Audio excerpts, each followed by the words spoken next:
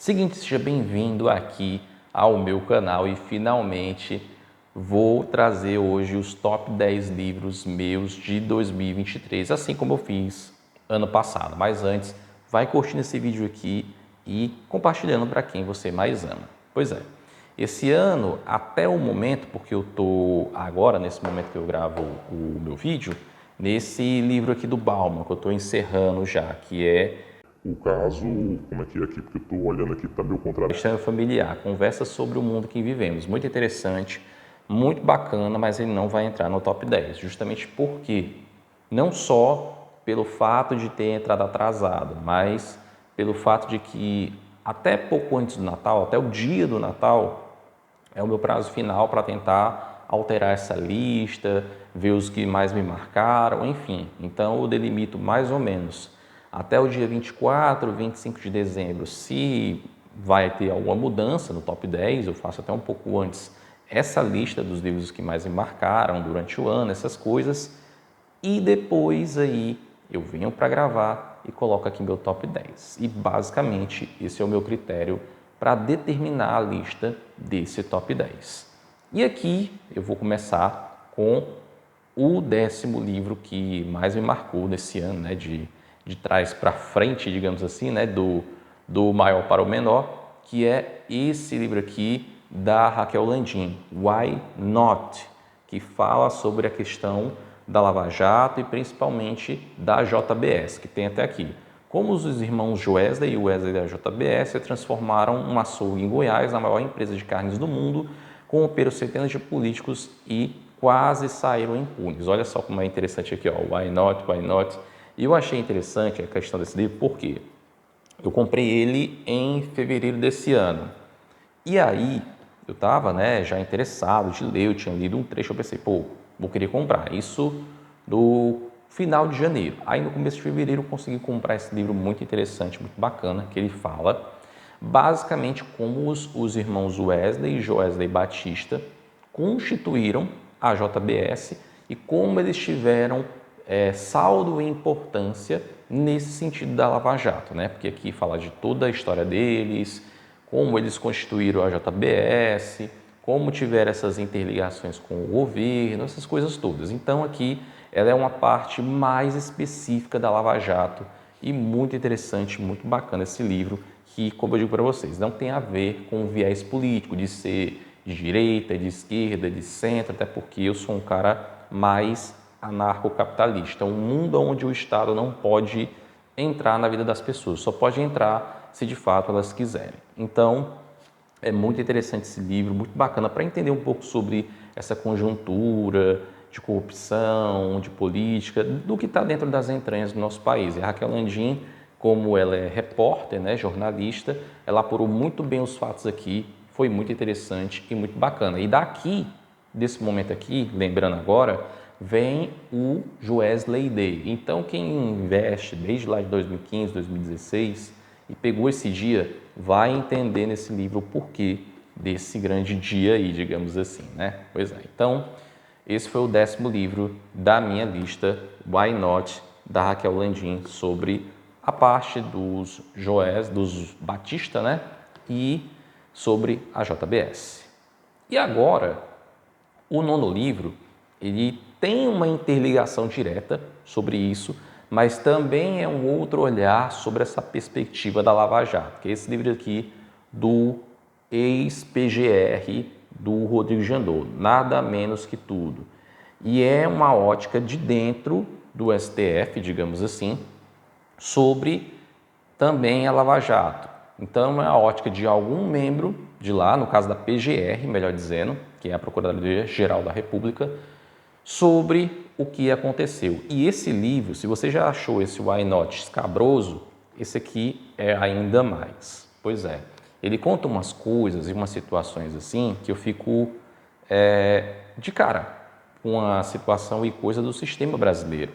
E esse livro aqui apareceu para mim mais ou menos em torno de julho, junho, por aí.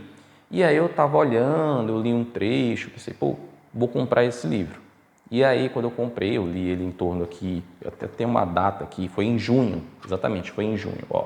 Pois é, foi em junho. Então, esse livro aqui, ele fala de fato de alguém de dentro do poder sobre como agem os políticos, os bastidores, os grupos de interesse dentro da política. Então, vale super a pena ler esse livro aqui do Rodrigo Janot, que é uma visão de alguém dentro dos poderes sobre o maior esquema de corrupção da história, que é esse quesito aqui do Lava Jato. Então, 9º livro do ano, 9º lugar. Pois é. Agora, esse livro aqui, já saindo um pouco dessa parte política, que é horrível, eu não gosto, mas eu tive curiosidade de ler esses 2 livros. Esse livro aqui caiu nas minhas mãos de uma maneira da seguinte forma. Eu até vou mostrar logo ele aqui, que é do Taleb, Antifrágil, com as coisas que se beneficiam com o caos. É muito interessante, muito bacana. Esse livro aqui foi uma compra que eu fiz no Facebook Store, na lojinha lá do Facebook que tem no app. E aí tinha um rapaz vendendo ele a R$30, porque geralmente esse livro aqui, que é a capa mais nova da editora Objetiva, porque tem uma outra capa, que é tipo como se fosse uma seta, não sei se é para cima ou para baixo, coisa assim do tipo. E aí ele estava me vendendo, né, esse valor, porque geralmente esse livro aqui está de R$69, R$79, R$90, naquela loja lá, Sorriso. Aquele maldito sorriso. Pois é. Aí eu consegui comprar praticamente por metade do preço, basicamente. Muito interessante, muito bacana, Antifrágil, do Taleb. E ele fala basicamente de que o seguinte, ele faz uma analogia logo no começo do livro, que existe a diferença do papel, da pedra e da hidra. Qual é a diferença de um para o outro ali nesse caso? O papel, quando ele é colocado sob pressão, ele amassa. A pedra, quando é colocada sob pressão, ela resiste. E a hidra, quando é colocada sob pressão, ou seja, quando ela tem uma cabeça dela cortada, ela volta com 2. Ou seja, essas 3 simbologias elas revelam a fragilidade, a resiliência e a antifragilidade. A fragilidade do papel, a resiliência da pedra de aguentar as porradas e se manter da mesma forma, e a antifragilidade da hidra, ou seja, de ela ter uma das suas cabeças cortadas e voltar com outras 2, como se revela na mitologia. Então, ele fala muito dessa questão de que as intempéries e as inconstâncias da vida, ainda mais com essas mudanças tecnológicas, políticas, sociais que acontecem no mundo, elas tendem a nos tornar pessoas dentro do caos. Isso é muito comum e muito normal. Porém, entretanto, todavia, devemos ser pessoas adaptativas, antifrágeis, ou seja, sair de uma situação onde você perdeu uma cabeça para poder estar com 2, ou seja, ser antifrágil, sair de uma situação ruim para uma situação boa, muito mais forte do que você era antes. Então, o reflexo da antifragilidade é basicamente dessa maneira. O único defeito desse livro é porque, assim, ele enrola demais em diversas teorias, querem explicar a mesma coisa. Ele poderia ter sido um pouco mais curto, demorei cerca de 1 mês para ler esse livro, mas valeu muito a pena. Muito interessante, já queria ler há muito tempo. Então, o Antifrágil do Taleb entra aqui na minha lista como 8º lugar dentro dela. Agora, esse livro, ele é muito, muito, muito interessante, muito bacana.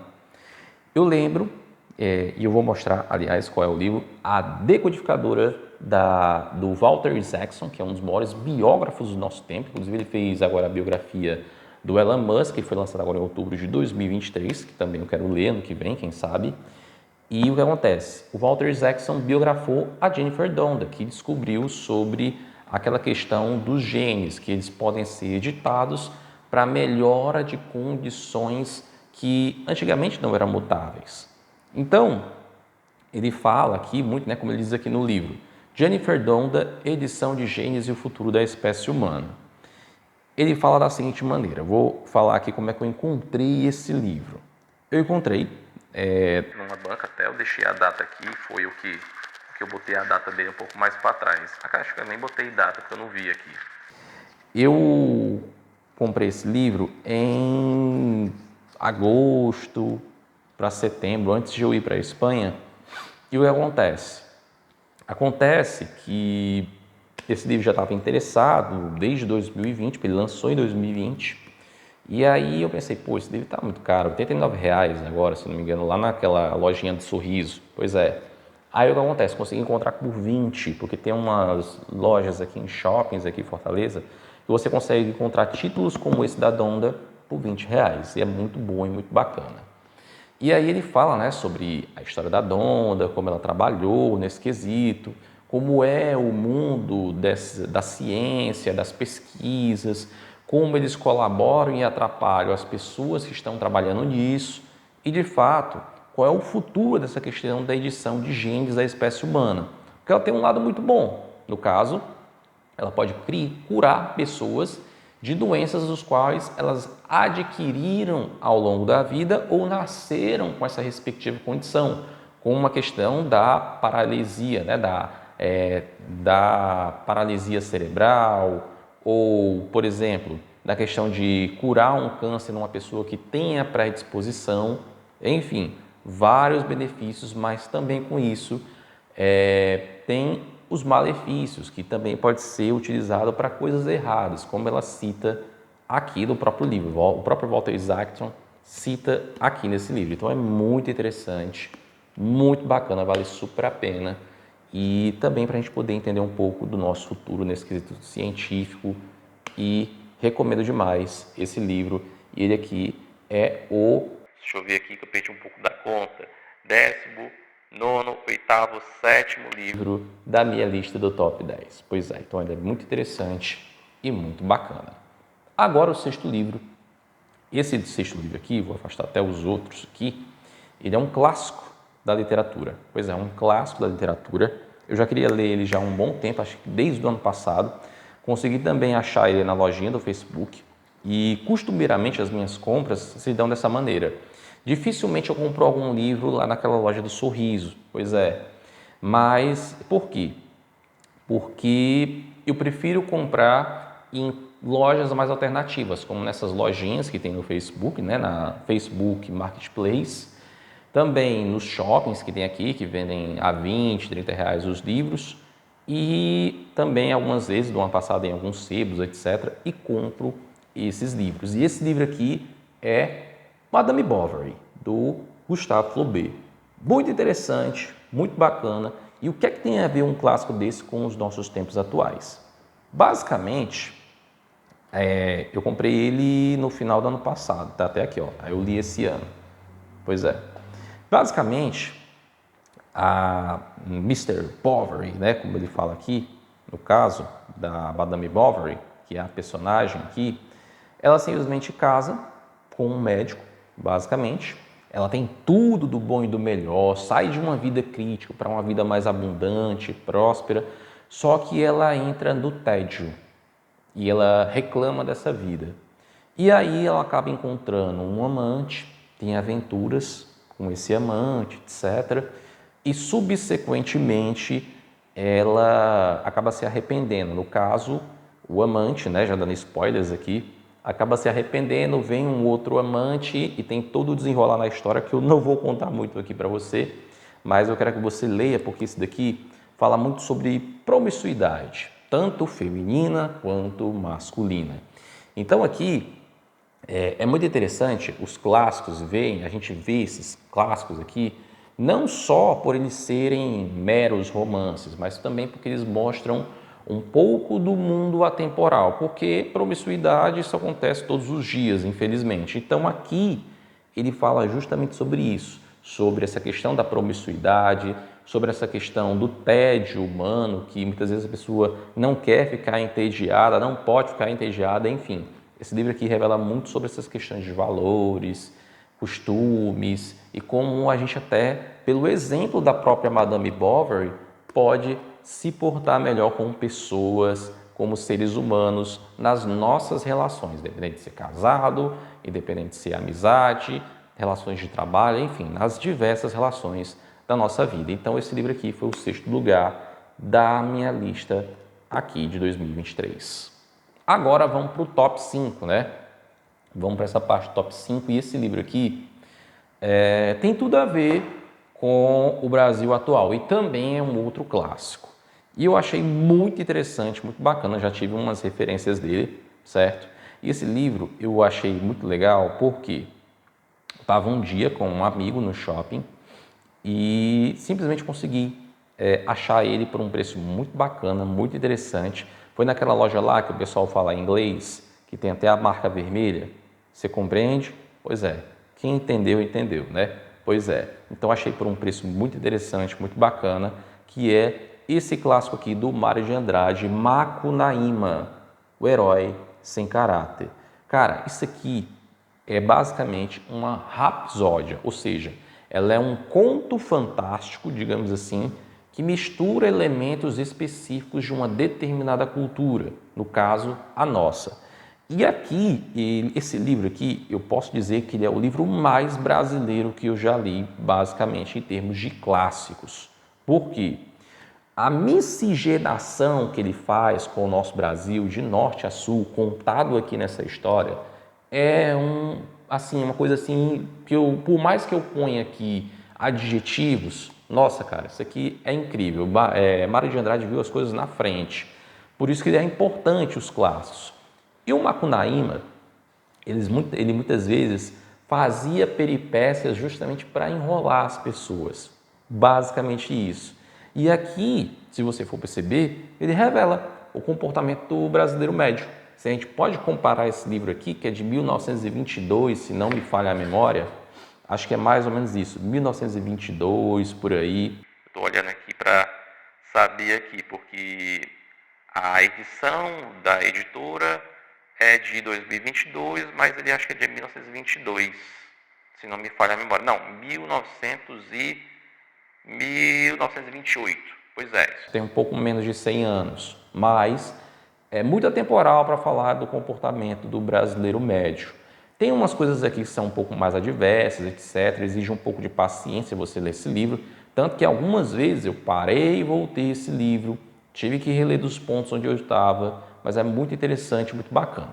Deixa eu ler só um trecho aqui de alguma coisa aqui, para vocês entenderem melhor essa situação e coisa, para a gente poder contextualizar melhor esse livro.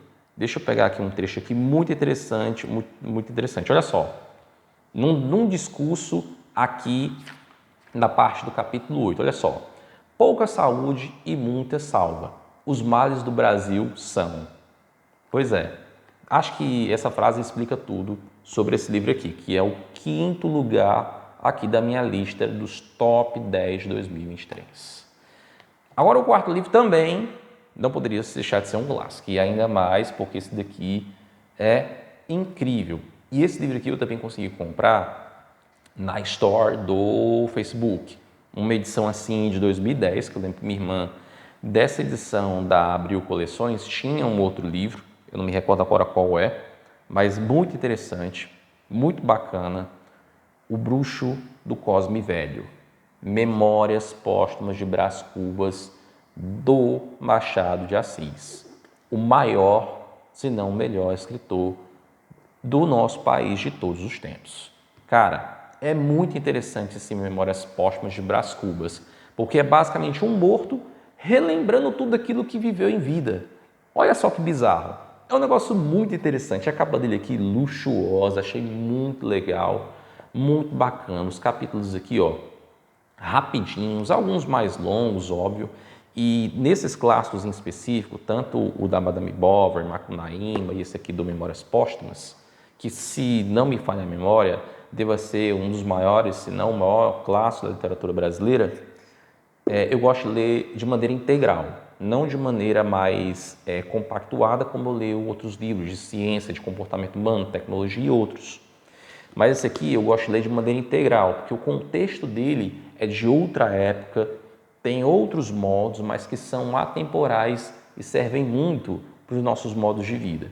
Então, esse livro aqui do Memórias Póstumas de Brás Cubas é muito interessante e a gente pode fazer um paralelo com aquela música lá do Titãs, Epitáfio, lá de 2002 ou é 2001, não me recordo, que é daquele CD A Melhor Banda de Todos os Tempos da Última Semana. Pois é, então a gente pode fazer um paralelo, porque o livro aqui conversa com a música e é muito interessante, muito bacana, vale super a pena ler o Memórias Póstumas de Brás Cubas do maior escritor, e se não o melhor de todos os tempos da literatura brasileira.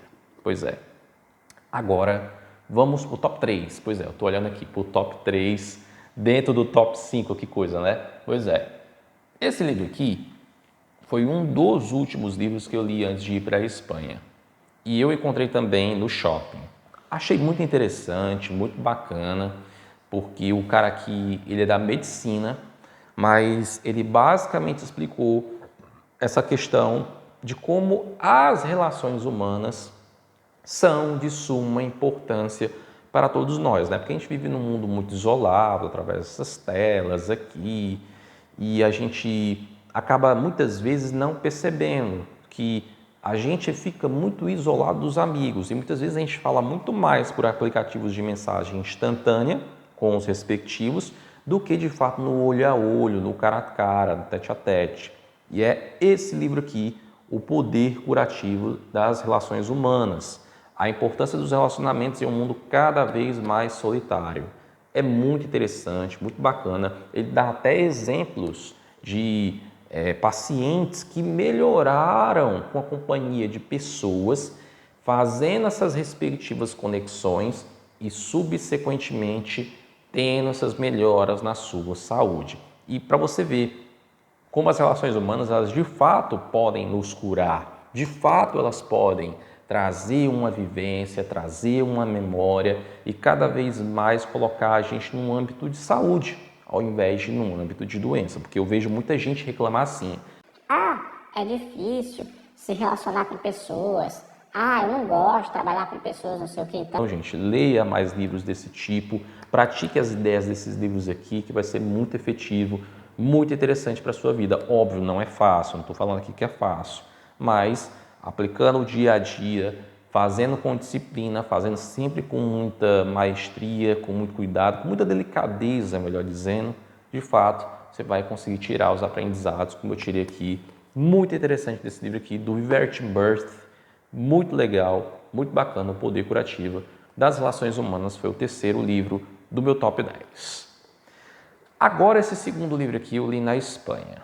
E o mais curioso desse livro aqui, do segundo lugar, é que eu tinha lido um trecho dele em 2016, esse livro aqui de 2016, pois é. Eu tinha comprado ele logo depois do meu aniversário e tudo, e eu tinha acabado de deixar com uma amiga, que depois de muito tempo reencontrei e pedi, ei, dá aí meu livro, por favor. Coisa de gente que tem ciúme dos livros, né? Pois é. Então, acabei lendo ele na Espanha.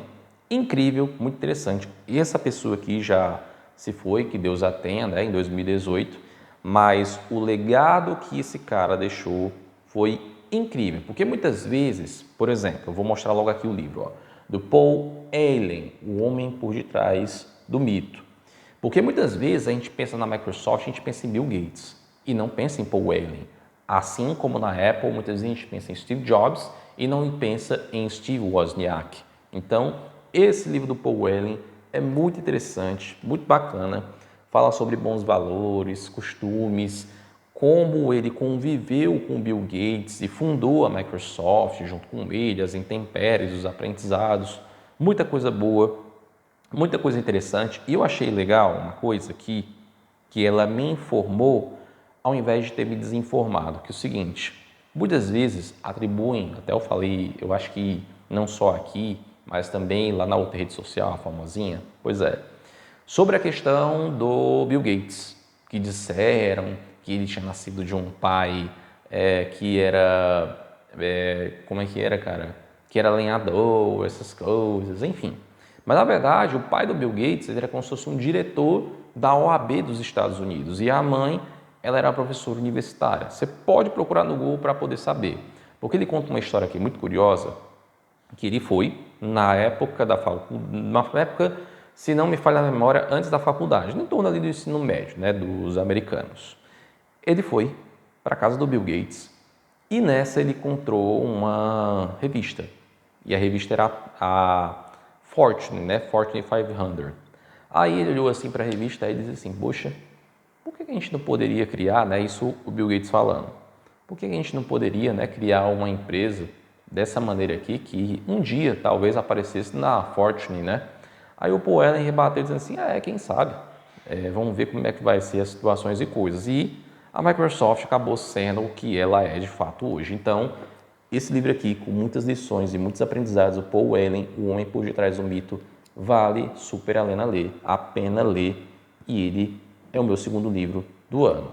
Agora, qual foi o primeiro lugar? E esse aqui é muito, muito interessante, muito bacana, porque eu comprei ele num sebo. Pois é, e esse livro eu já queria ler, desde 2008 para 2009, esse livro é de 2007, se não me falha a memória. Pois é, não, 2008. Então, na época do lançamento, basicamente, desse que eu queria ler, porque eu já leio aqui já há mais de 16 anos. Estamos chegando em 2024, então a gente pode contar 17. E esse livro aqui, de fato, como fala na capa dele, a lição final do Rand Paust, ele era um professor de uma grande faculdade americana, Carnegie Mellon, e descobriu que tinha um câncer de pâncreas. E os médicos deram um tempo de vida para ele.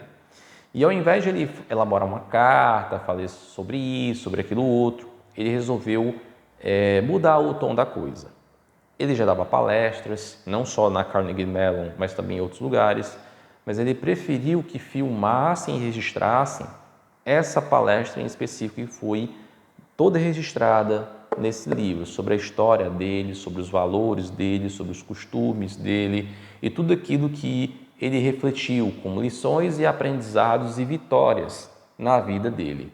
Então, esse livro aqui foi o livro número 1 o meu predileto de 2023, que deixa uma grande lição para todos nós, que independente do tempo que estejamos aqui nessa vida, que possamos aproveitá-la da melhor forma. E qual a melhor forma, Guilherme? Não existe forma certa, mas tem que ser uma forma que te agrada e possa expandir o bem, o amor, os bons costumes, as coisas boas em geral para o mundo exterior, que está precisando de mais, por sinal. Então, esse livro aqui foi o meu primeiro da lista do Top 10 de 2023. Pois é, e é isso. Está aí meu Top 10 de 2023 nesse ano. E se você gostou do vídeo, curte aí, compartilha com o máximo possível de pessoas e deixa aqui teu comentário para eu saber quem é você. Você gostou da lista, não gostou? Quais livros você está lendo ou inseriria nessa lista de top 10? Qual o seu top 10 de 2023? Então, deixa aqui embaixo para eu saber um pouco aí sobre você, a gente conversar um pouco sobre isso. E clica no botão de se inscrever, clica na sineta, que eu vou deixar vídeos aqui com um pouco mais de constância aqui no meu canal, tudo bem? Então é isso. Até o próximo vídeo.